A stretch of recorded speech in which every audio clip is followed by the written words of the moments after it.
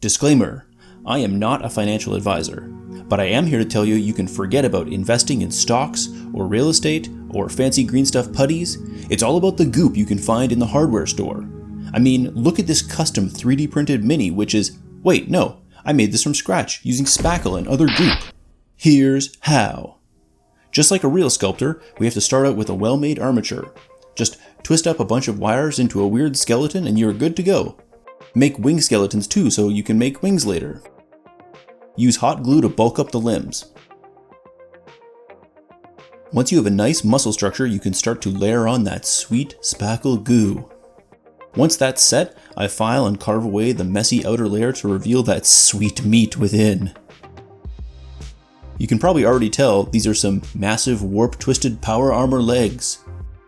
The wings will need a place to attach, so we can slap on some more armature at this stage, then use the hot glue to bulk out that chest and start to form the shoulder pads. This fancy artist's goop has great adhesion, so it makes a good base to layer up with construction goop. Do you think this art store goop is cheating?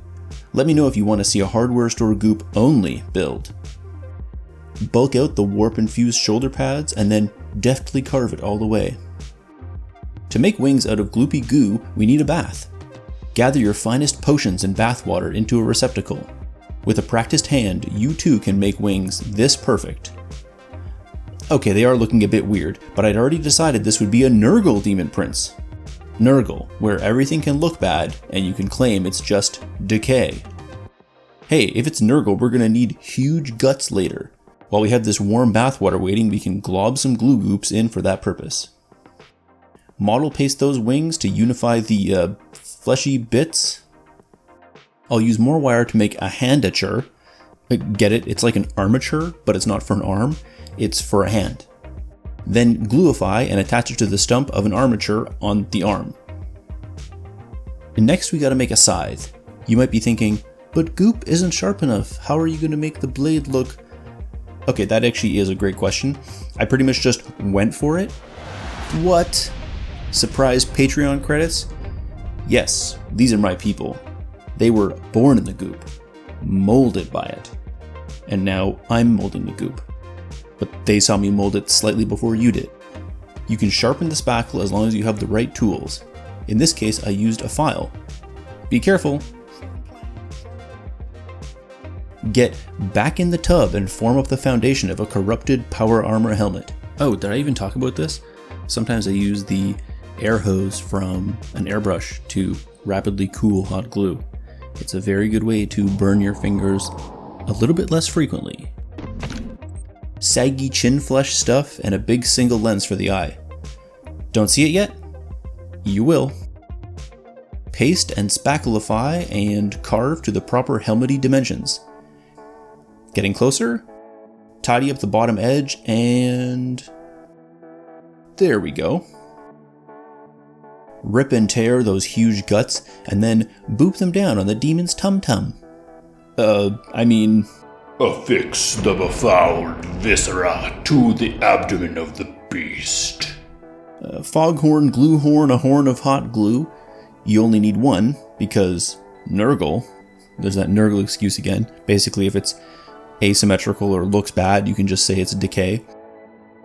Strike a mean pose with the scythe. This is one benefit of the soft goo sculpting. It's all very flexible until it isn't. Here's a mid-video call to action. Just consider subscribing to the channel. Thank you. Since this will all be supported on a small point to simulate flying or hovering, the attachment to the base must be very secure. A hardware screw through a metal lid should do the trick. This model could later be placed onto an official plastic base, but I don't have the time or resources for that right now. Decorate the base with chunks of broken concrete. This is a good way to use up some old dry spackle. Loop the wing armatures onto the previously established supports. Thank goodness I thought to add these, because these goop wings are deceptively heavy. More patrons, yes! Are you jealous of the Mid-Vid credit? You don't have to be. It's prime time to get a base coat. Black and then white spray paint for some easy shading. I like to mix up and combine paints. Here's a brownish silver which I use to quickly base coat all of the armor in aged metal. Even though I don't know how to shake paints, apparently, I mix a sickly grayish blue skin tone to base coat all the organics.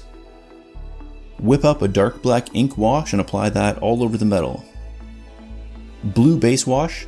Blue on the concrete will give a nice contrast to the rest of the model. Now conserve paint by adding red into that blue base wash to make a purple skin wash. Oh gosh, this is gross. Death Guard green, which I found out is just sort of a brownified green. Again, you can never buy paints, otherwise you can't claim the build cost $1. That's the name of the video. Press like on this video if you believe it truly costs $1. I already had the materials, so really this should be $0 build, but you know, that's a less compelling title. Why did I base coat in metallic? I think I thought I would paint this in like the orc style with a bunch of metal poking through. Now for a bunch more skin stuff. I like to think that I'll be very efficient and methodical. First basing, then all the glazes and move through each in stages. Inevitably I move back and forth between several stages, styles, and techniques. Is it slow? Yes. Is the finished result better for it? No. Patrons again? Are you kidding me? No, I'm not. My patrons are the best patrons. Thank you again for your support. And look now, I'm adding some green wash to the wings. Why? Oh right, I think this is a neat way to add a contrast or shadow. Use that color wheel, people. Prepare the islands with a light color for future glazification. Add some lighter paints to like the horn, and I might have lost direction here a little bit. Let's put on a bit of a dark green glaze here just to modulate that armor tone a little bit. Nice. Okay, custom rusty brown wash to age up that armor and to color modulate like a pro without depending on expensive oil paints. Even though oils are seriously good and you need to start using them. What's that? You hate my Goop Lord? Well here, I dare you. Nay, I challenge you to do better. Scratch bashing goo challenge, let's go. My last challenge still only has one entry, although some videos came suspiciously close. The foretold glazification has come to pass. Bear witness to this ketchup soup tinting the eye. Some dry brushing, and we are done. Here's the big showcase. For retention reasons, I warn you this will go by swiftly. Only patrons get to see that Zack Snyder level extended cut. Remember to force your favorite hobbyists to do my challenge, and I'll see you in the next build.